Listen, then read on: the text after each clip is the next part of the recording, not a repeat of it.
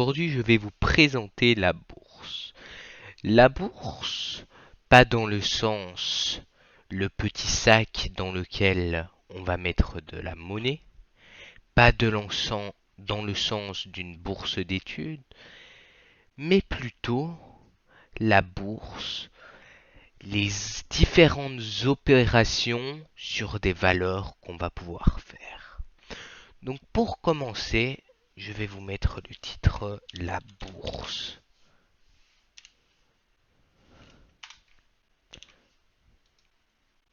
Donc voilà, comme ça je vais vous faire un petit plan tout au long de cette vidéo sur la bourse. Donc pour commencer, ce qu'il faut savoir, c'est que la bourse, c'est un peu partout. On va commencer à pouvoir retrouver la bourse sur différents sites. Donc sur internet, comme ici, où je peux taper bourse, par exemple. Voilà. Vous avez énormément d'informations. Il y a énormément de sites, Boursorama, l'Echo, directement sur les Apple, le logiciel, enfin l'application Bourse que Apple met directement à disposition. Il y a vraiment énormément d'endroits pour toucher à la bourse. Je vais prendre Boursorama, voilà, le premier site qui vient. Donc comme vous pouvez le voir, vous avez différentes choses. Ne fuyez pas, n'ayez pas peur, je vais vous expliquer. Donc la bourse, il faut savoir que c'est une société qui est répartie en plein de petites personnes. Chaque point, c'est une personne. Vous voyez, mais ce qu'il faut comprendre, c'est que quand vous allez acheter en bourse, vous allez acheter une action. C'est le terme utilisé. Bon, action, deux points, achat d'une partie de la société. Donc il faut connaître ce terme. Donc en fait, ce que je veux vous faire comprendre, ah oui, l'orthographe par contre c'est pas là pour. Ce que je veux vous faire comprendre, j'ai déjà essayé de le faire comprendre à quelques personnes, et en fait ce que je veux que vous compreniez pour commencer cette première série de vidéos, c'est que la bourse, c'est l'achat d'un fragment d'une entreprise, donc d'une partie d'une entreprise. Donc imaginons, je vais donner une entreprise YouTube, où cette vidéo va se retrouver. YouTube, on peut en acheter une partie si on veut. Parce que YouTube, la grosse société au-dessus, c'est Google. Google. Google, on peut taper juste ici. Donc sur un site, peu importe le site, il y a plein de sites. Bourse, Google. Voilà. Ici, même Google met sa propre bourse. Ça peut paraître difficile, mais je vais un peu tout vous montrer. Donc en fait, déjà, il faut savoir que la bourse, c'est dans tous les pays où il y a des sociétés qui sont qui sont en bourse. Pour rentrer en bourse, ben, on rentre pas si facilement que ça et on n'en sort pas non plus aussi facilement que ça. Donc ici, ben, on a Google. Je vais vous montrer. Ici, vous avez quelques petites informations. Donc ici, la capitalisation. Donc au total de toutes les personnes, ça fait 1,30 BN. Donc c'est billion. Billion égale milliard en français. Donc pour savoir il y a combien de personnes à peu près, je sais qu'il y a des endroits où il est possible de l'avoir, mais sinon calculatrice, 1,30, ah mince, 130. Donc ça c'est tout 130 millions. Donc, enfin 1300, 13 000, 130 000, 1 300 000. Et là on ajoute 3 zéros. Chaque action coûte à peu près 100 dollars. Donc divisé par 100 égale 13 millions. Donc Google est réparti en à peu près 13 millions de parts. Donc ça peut paraître bizarre, mais ça veut dire que aujourd'hui, si je veux, je suis dans la possibilité d'acheter une partie de ces 13 millions de parts. Ça peut paraître fou comme ça, mais une partie de Google vous coûtera que 100 dollars, donc à peu près 80, entre 80 et 100 euros. Ça peut paraître fou, terrible et tout ça, mais ce qu'il faut savoir, c'est que la bourse, ce sont des courbes en fonction des achats et des reventes. Donc ce qu'il faut savoir, c'est que les sociétés, parfois beaucoup de gens vont acheter des parts de celles-ci, comme à d'autres moments, personne ne va en acheter et les gens vont en vendre. Donc on va prendre la courbe du jour. Vous pouvez voir ici l'ouverture à 97 dollars. D'accord? Et en fait, ce que vous voyez, c'est ici, il y a eu plus d'achats que de ventes, enfin, des positions plus hautes, donc le prix est monté, ici descendu parce que des gens ont vendu. Et en fait, c'est vraiment ça, c'est de l'achat-revente. Et ce qu'on peut voir, sûrement ici, je regarde pas toujours aux mêmes endroits, j'ai l'habitude de regarder ça sur mon téléphone, mais je voulais pas commencer à faire une vidéo puisque c'est en plus petit et tout ça.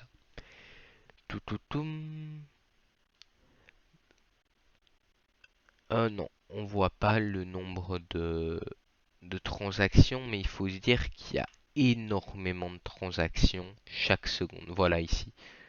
Vous voyez volume. Je sais pas si vous le voyez. Où il y a, enfin, où le petit truc s'affiche. Vous avez le volume. Et là, c'est à ce moment-là, il y avait 39 000 actions en cours d'échange. Donc, au cours de la journée, il y en a plein, plein, plein. Vous voyez, il y en a vraiment, vraiment, vraiment plein tout le temps. Pas d'échange ne signifie pas forcément un crash de l'action.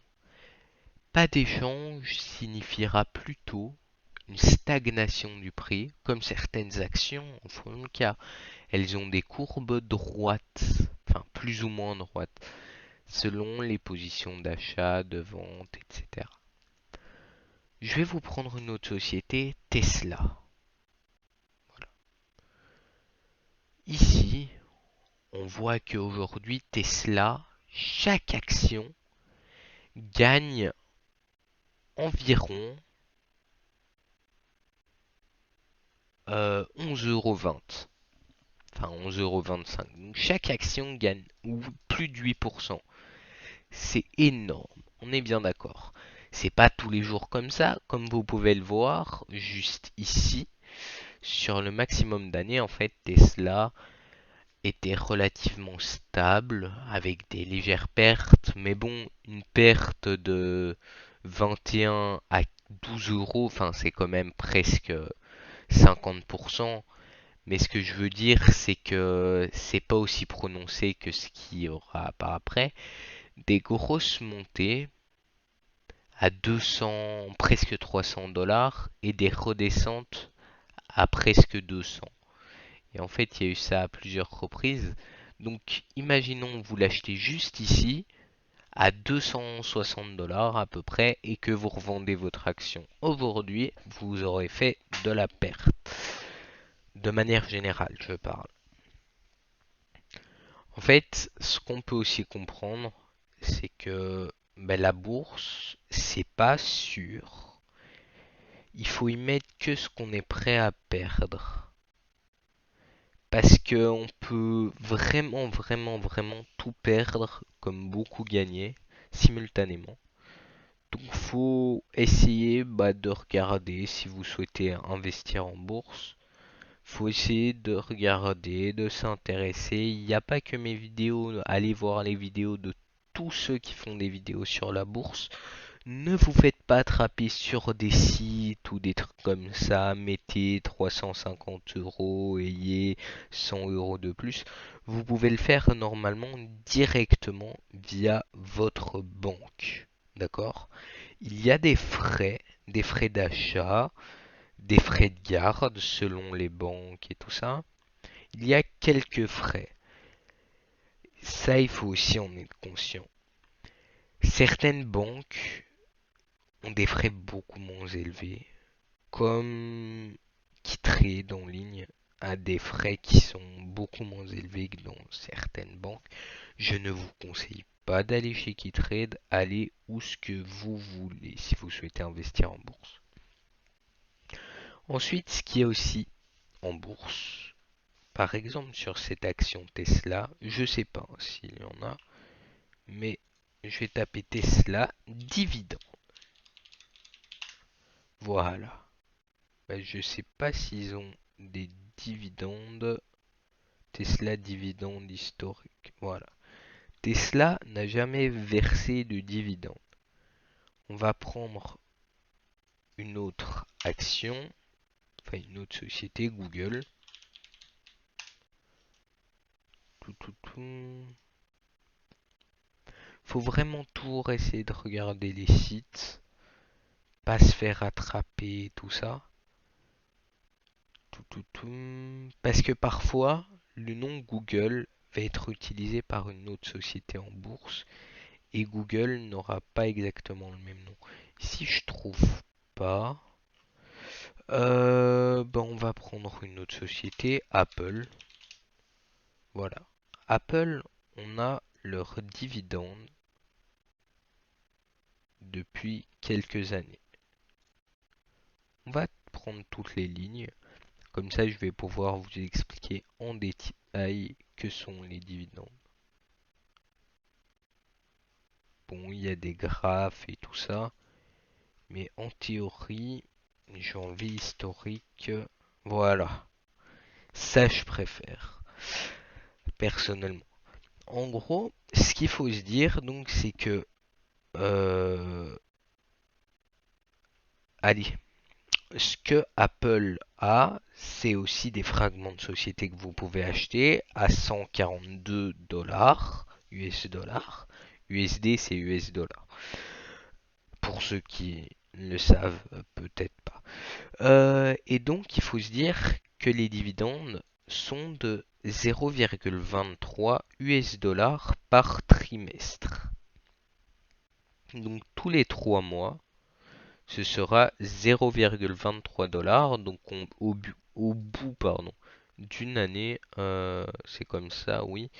0,23 fois, vu que c'est des trimestres, c'est fois 4, parce qu'il y a 12 mois par an, ça vous fait à peu près 1 dollar par an. C'est peu, sachant que là-dessus il y a des taxes selon les pays où vous résidez. Moi en Belgique, j'avais déjà regardé, il y avait des trucs de zinzin au niveau des dividendes de certaines actions. En fait, ils prennent tout, tout, vraiment. Bon, c'est des actions américaines, donc il y a plus de taxes qu'une action locale. Mais c'est quelque chose où il faut quand même faire attention. Donc s'il faut vraiment regarder pour les actions, c'est déjà la société, vous voyez, parce que il y a plein de sociétés en bourse et donc il y a des sociétés de merde comme de très bonnes sociétés. C'est c'est un peu moins volatile que des crypto-monnaies. Je dis pas que les crypto-monnaies c'est beaucoup plus volatile, enfin, je l'insinue fortement, mais ce que je veux dire c'est que la bourse, ça fait certaines sociétés, comme vous pouvez le voir, depuis 1983 qui sont en bourse Apple. Donc, il y a pas mal de facteurs qui peuvent montrer que Apple sera toujours en bourse dans 10 ans. Tandis que certaines crypto-monnaies, appelées bullshit, je crois, peuvent se cracher. Mais comme vous le voyez, hein, Apple, ça coûtait rien. Ça coûtait même pas $1 l'action. Jusque 2006, quand ils ont sorti leur premier iPhone, là, ça a vraiment commencé. Après, bah, voilà, hein. Vous voyez, donc si vous en aviez acheté 10, ça vous aurait coûté à peu près $2. Aujourd'hui, ça en vaudrait 1400 à peu près. Bon, plus les dividendes. Mais bon, là je les compte pas. Mais donc vous pouvez, si vous le souhaitez, acquérir des actions et tout ça. Mais c'est vraiment à vos risques et périls. Demain, Apple peut dire, eh, on fait plus d'iPhone. Certaines personnes, c'est plus des sociétés en fait, des investisseurs, des grosses banques et tout ça qui, quand ils vont aller sur une action, ils vont pas se dire, oh ben moi je vais acheter pour 1 500 € d'Apple. Eux quand ils y vont, c'est plus, je vais acheter pour 2, 3, 500 000 € d'Apple. Donc voilà. Ça c'est des petites choses à savoir au niveau de la bourse. Ensuite, ce qu'il faut aussi savoir, c'est les frais généraux. Je vais vous remettre ceci. Les frais généraux, donc dans les banques, les droits de garde ou les frais de garde.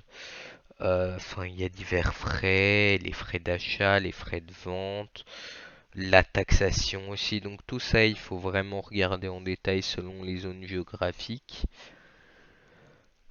Pour cette première vidéo, je pense que c'est à peu près tout.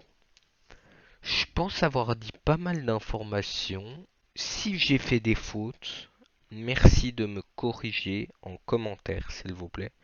Je ne suis pas un expert en bourse. J'aimerais bien juste partager ça à un petit peu plus de personnes parce que beaucoup de personnes pensent qu'il faut des milliers d'euros pour commencer à investir alors que pas du tout. On peut investir pour beaucoup moins. Prenons par exemple une société comme Barco. Barco Bourse, c'est une société donc belge, il me semble. Comme vous pouvez le voir, ça coûte 25 € l'action. Donc n'hésitez pas à me dire si vous avez des questions ou quoi que ce soit en commentaire. Si je me suis trompé sur un quelconque point, dites-le moi s'il vous plaît.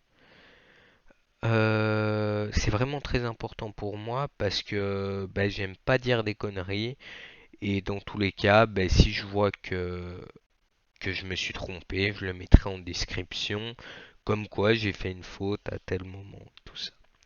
Je vous souhaite une très bonne journée, une très bonne soirée. Allez, ciao!